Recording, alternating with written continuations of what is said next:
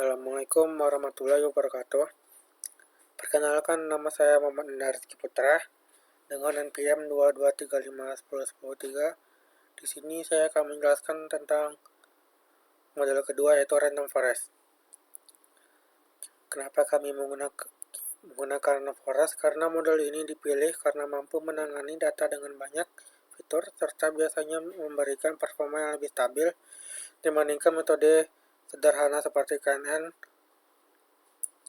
Model sudah dilatih menggunakan data training yang sudah melalui pre-processing, kemudian diuji pada data testing untuk melihat seberapa baik random forest mengklasifikasi tingkat obesitas.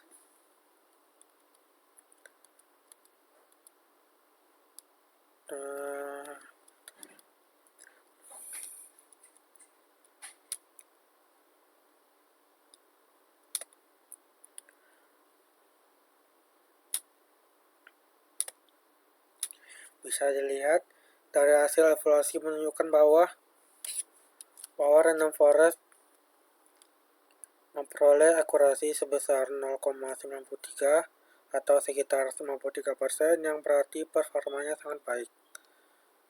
Berdasarkan klasifikasi report, kelas obesitas tipe 2 dan tipe 3 memiliki skor F1 core yaitu 0,99, sehingga model mampu mengenali kategori obesitas tingkat berat dengan sangat konsisten.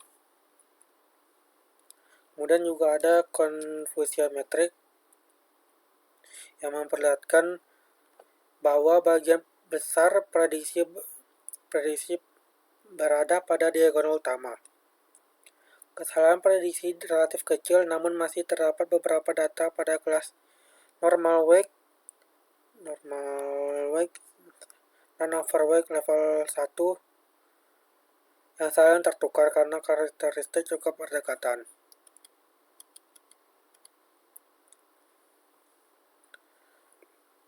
Perbandingan model. Berdasarkan tabel perbandingan di atas, model random forest memberikan performa terbaik dengan akurasi 0,93 dan KNN mendapatkan akurasi sebesar 0,81%.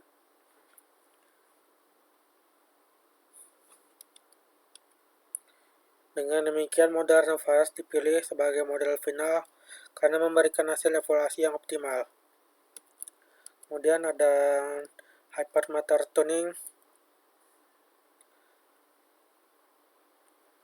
Pada bagian ini, kami melakukan tuning parameter menggunakan grid search GV untuk mencari kombinasi terbaik pada model KNN dan random forest, serta melihat apakah performanya dapat meningkat dibandingkan model awal.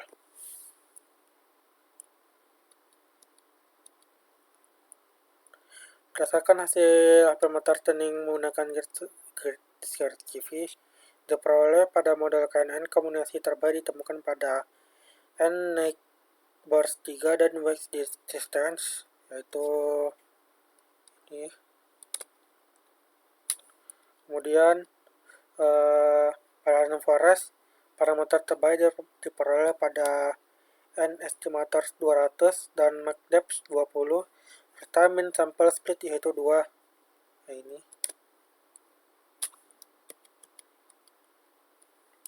Kemudian analisis fitur importance. Pada bagian ini kami lakukan analisis fitur importance karena untuk melihat fitur-fitur mana yang paling berpengaruh dalam memprediksi tingkat obesitas. Dengan interpretasi ini, kita dapat memahami faktor apa saja yang paling dominan dalam proses klasifikasi yang tidak hanya sekedar melihat nilai akurasi model saja. Berdasarkan hasil fitur importance dari model random forest, pada tabel dan grafik di atas menunjukkan fitur-fitur yang paling berpengaruh dalam memprediksi tingkat obesitas.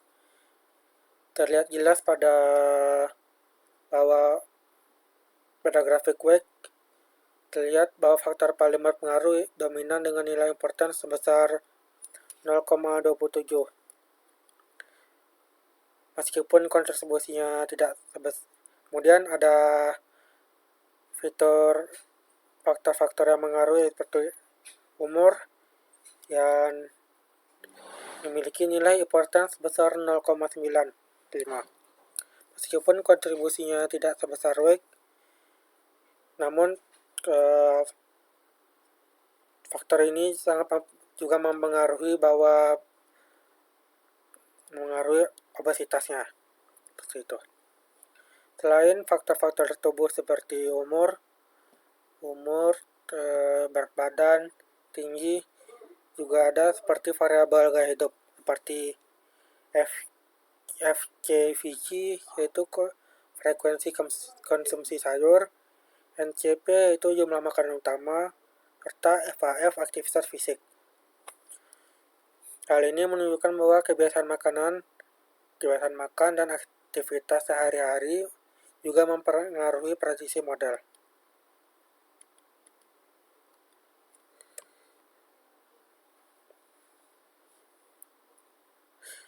Kemudian ada visualisasi data dengan PCA 2D projection. Pada bagian ini lakukan visualisasi data tambahan menggunakan Principal Compression Analysis PCA untuk mereduksi data berdimensi tinggi menjadi dua komponen utama, yaitu PC1 dan PC2. Grafik sekitar di atas menunjukkan kontribusi data testing berdasarkan kategori tingkat obesitas. Setiap warna mempresentasikan kelas obesitas berbeda. Seperti warna kuning, obesitas level 2, overweight level 1, warna coklat, dan lain-lain. Secara umum, beberapa kelas terlihat saling berdekatan dan memiliki overlap yang terutama pada kategori yang tingkat obesitasnya tidak terlalu jauh, misalnya normal dan overweight. Hal ini menjelaskan bahwa mengapa model masih dapat melakukan kesalahan kecil antara kelas yang mirip. Meskipun demikian, visualisasi PCA ini mampu memberikan gambaran bahwa dataset memiliki pola distribusi yang cukup kompleks. Kemudian ada ringkasan hasil akhir. Hasil akhir dari proyek ini adalah KNN memiliki akurasi 0,81 dan akurasi random forest yaitu 0,93, yang mana model terbaik yaitu model random forest karena akurasi yang juga tinggi. Kemudian ada analisis perbandingan model dan interpretasi hasil. Perbandingan performa model.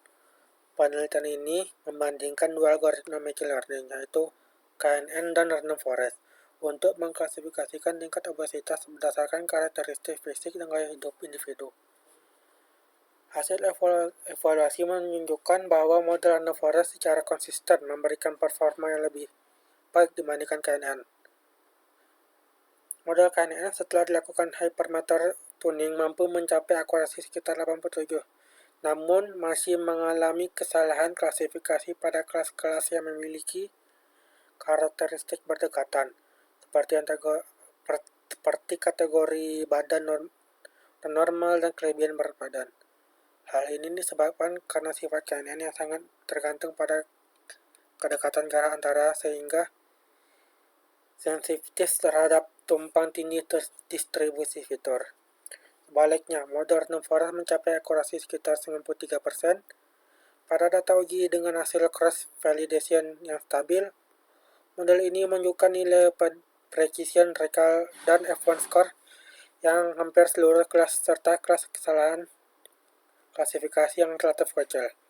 Berdasarkan confusion metric, keunggulan random forest berasal dari kemampuannya menggabungkan banyak decision tree, sehingga menangkap pada nonlinear dan mengarungi risiko overfitting. Kemudian ada kedua, itu interpretasi hasil terhadap permasalahan dikaji. Permasalahan utama dalam penelitian ini adalah bagaimana mengklasifikasikan tingkat obesitas secara akurat berdasarkan kombinasi faktor fisik dan kebiasaan hidup.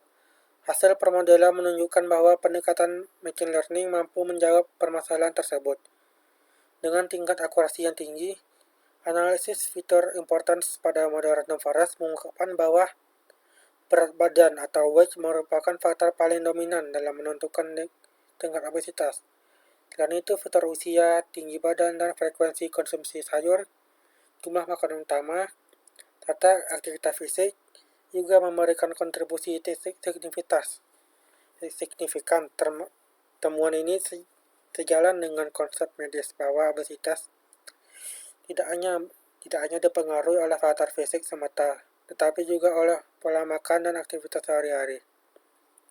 Kesalahan klasifikasi yang masih terjadi umumnya berada pada kelas-kelas obesitas yang berdekatan dengan tengah. Hal ini menunjukkan bahwa batas antara kelas obesitas bersifat gradual dan tidak terlalu tegas, sehingga wajar apabila model mengalami ambigu pada kasus tertentu. Sekian dari kelompok kami. Apabila ada kesalahan kata, mohon maafkan. Wabillahi wa taufiq wal hidayah. Wassalamualaikum warahmatullahi wabarakatuh.